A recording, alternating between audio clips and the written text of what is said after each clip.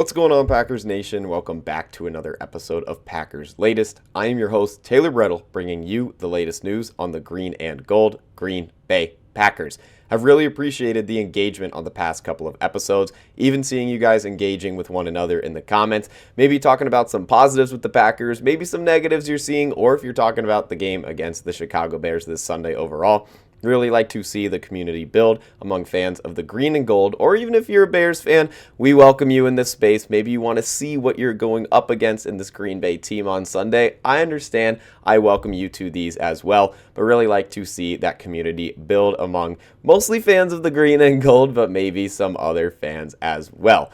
Starting off this video, it's another busy one, but it's the best time of the year. No complaints with a busy episode at all. But I want to start off really looking at both of these teams, focusing a little bit more on Green Bay with how well their offense has played recently, but looking at the red zone battle between these two teams, where teams see success and where maybe they don't as much.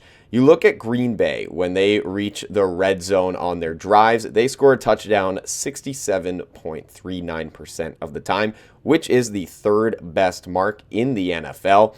You compare that to last season, which was a Green Bay team that made the playoffs, had an overall solid season, definitely dealt with a lot of injuries. But in 2024 last season, they were just 58.33%, which is 10th in the NFL. So I know what the stat, this is just getting a touchdown. This isn't scoring in the red zone overall, but it's nice to see if you get in the red zone, you're that close. You're maybe not settling for 3 points as much. You're cashing in for 6 and that 7th point if the kicker knocks it through the uprights. So a nice upgrade to see, nearly 10% for Green Bay in a year span. Really great stuff to see. You go to last game against the Detroit Lions, the Packers were 100% in that category, going 3 for 3. And over their last 3 games, they are 8 for 10, which is the second best mark in that span. 80% of your red zone drives ended a touchdown over those last 3 games. That's about as good as you can get.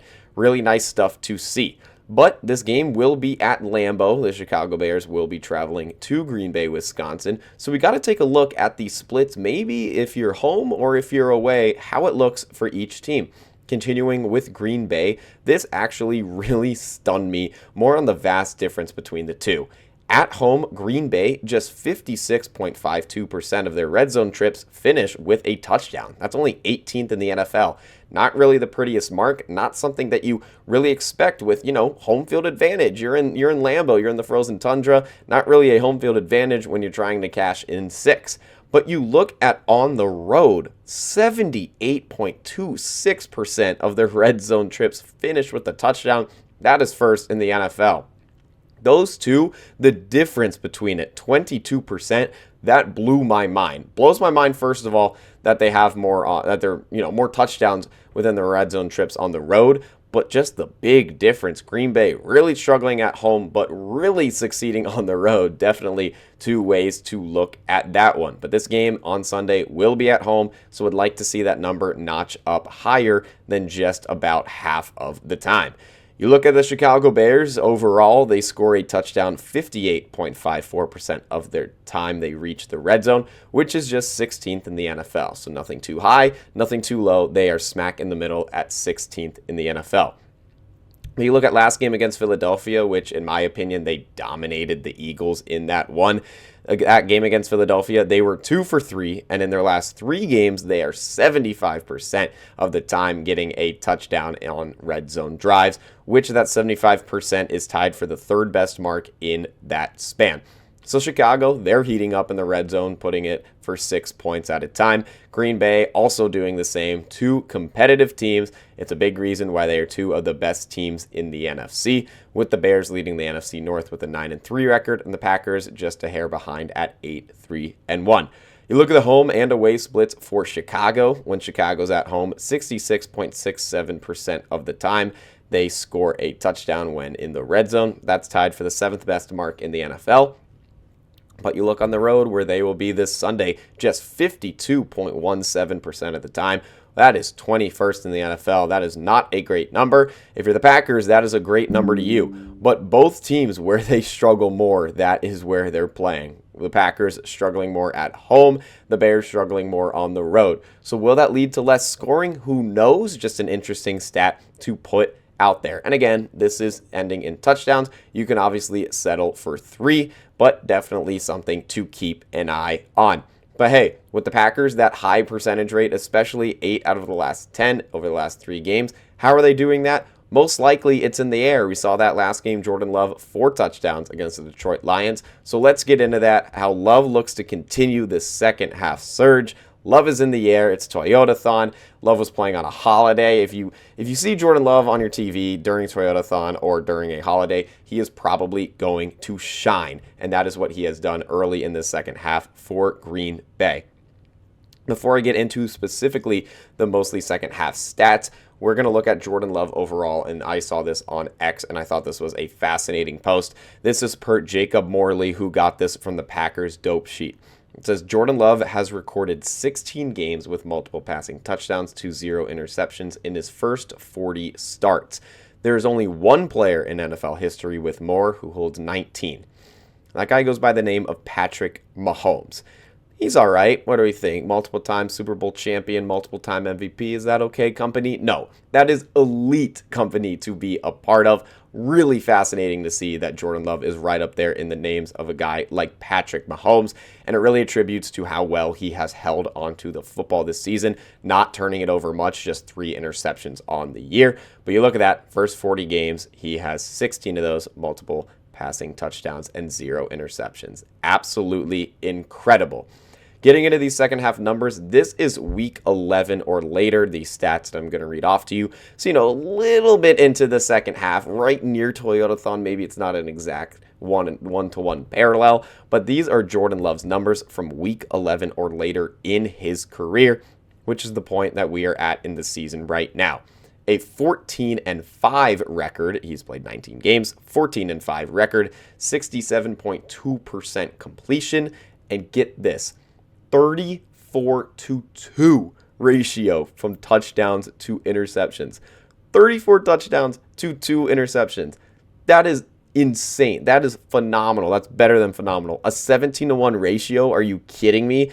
That blew my mind. I had to make sure that post wasn't fake, but I saw that posted somewhere else, and multiple other people had that stat out as well. So it is definitely true. You can definitely find it. Like I said, I got this from Jacob Morley. There's a lot of other accounts posting about it as well. And all those stats are good enough for a 110.5 passer rating. Truly incredible what we have seen from Jordan Love, especially in the second half of a season. Not really. It's weird because this is truly nuts what he's doing. And we're like, oh, it's Toyotathon, this is what he does. No, 34-2 is absolutely insane. No matter the quarterback, if this is even Tom Brady, that is like never seen. I'm sorry, 34-2. I will say it a million times. Truly fascinating. But Jordan Love does have a tough task coming up with the Chicago Bears, a team that obviously has a very great run game on offense, but their defense has been really huge in helping them win these games. And it'll be a tough task if Jordan Love wants to keep up these phenomenal numbers. He will have a true test against this Bears defense. So we're going to look at the bear trap that Chicago could be setting for Green Bay and for Jordan Love. The Chicago Bears in the interceptions department on the defensive side are the best in the NFL. They lead all teams with 17 team interceptions on defense. The next closest teams are the Seahawks and Jaguars, who have 13 each. So a pretty vast difference, 17 to 13 when playing the same amount of games in team defensive interceptions. That is a pretty big gap. You look at this player by player. You look at the guy that leads the NFL in interceptions, in Kevin Byard, their safety. He leads the NFL with 6 interceptions.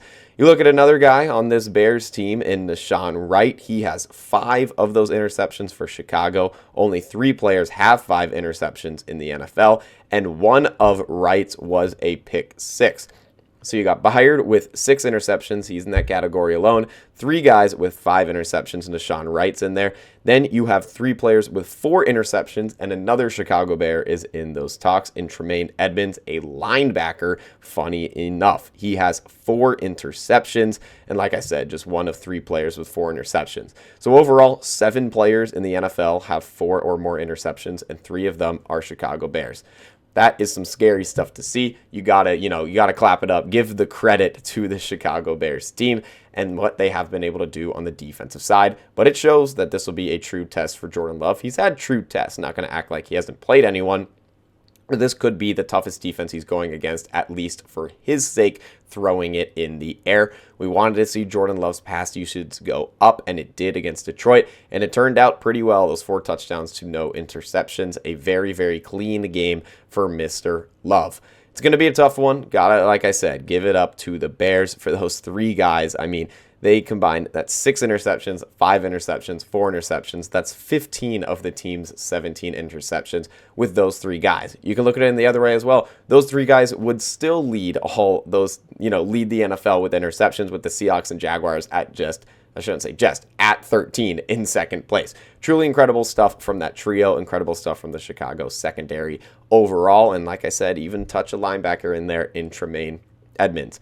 But we've talked about the defense too. Let's talk about the defense, maybe who the Packers could be looking for. We're talking about a secondary. We're talking about how Chicago has a good one, but we're not talking about a name that's out there that Green Bay, maybe do they want to get him? Darius Slay and the Pittsburgh Steelers have parted ways. This got announced by Adam Schefter yesterday. I will read the exact post right here per him on X. It says Steelers and CB Darius Slay have mutually agreed to part ways. Slay's agent, Drew Rosenhaus, and Robert Bailey told ESPN.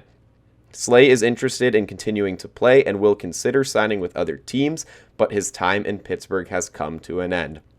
So this is an interesting name to guide. I mean, Darius Slay, one of the best defensive backs over the past 10 seasons, I can comfortably say. This guy's in his 13th season, his first with Pittsburgh. He's a 6-time Pro Bowler, and those were in 2017, 18, 19, and then 2021, 22, and 23. So all fairly recent, that gap in the 2020 season, but he has not been back. He did not get it last season in 2024, but still some rather recent strong experience. He's a 1-time Super Bowl champion, and he was an All-Pro in one of those years where he was also a Pro Bowler. So Darius Slay, a very, very good resume, not one to overlook. He is in his 13th season. He is older, but hey, it would be neat to have a veteran presence in this Packers secondary, possibly. Who knows kind of the playing time that he'd get, but we know how banged up this Packers defense is, especially around the corners. You have Nate Hobbs, who is still yet to come back. We're going to monitor his injury status as the week goes on, coming up to that game against Chicago. But it would be an interesting name to maybe, give a bite at. Who knows if Slay and his agents are even going to look at Green Bay. Who knows if Green Bay's even going to look at him. But it is interesting to see that he is out there because Green Bay didn't do anything during the trade deadline, didn't really expect them to. But a cornerback was kind of a rumor if they did something during the deadline. They didn't jump on anyone. Maybe this gives them an opportunity. Who knows how they will view it from there. But that's all I got for this episode of Packers Latest. I appreciate you guys tuning in as always. Feel free to subscribe, leave a like, leave a comment down below your thoughts. Do you think the Packers should get Slay? Is there anything you noticed from what I talked about or something I didn't mention that you want me to touch on in the next episode? Feel free to leave it down below. I'll make sure to be reading all of those. And as always, go Pack Go.